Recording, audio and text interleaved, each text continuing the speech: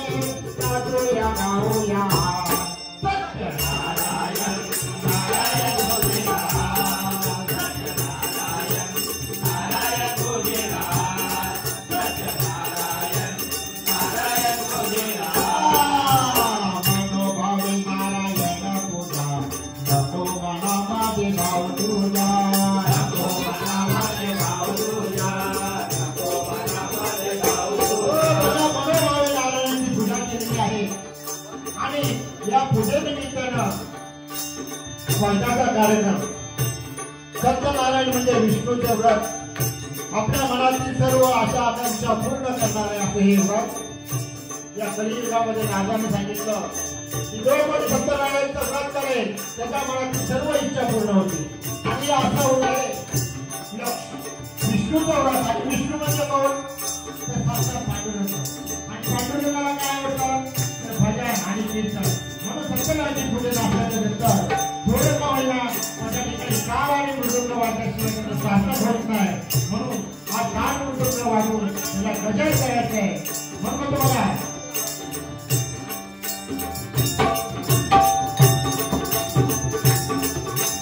मनोभावे नारायण पूजा, नको मनामध्ये नाव तुझा, नको मनामध्ये नाव तुझा, नको मनामध्ये नाव तुझा, मृदुंगाचा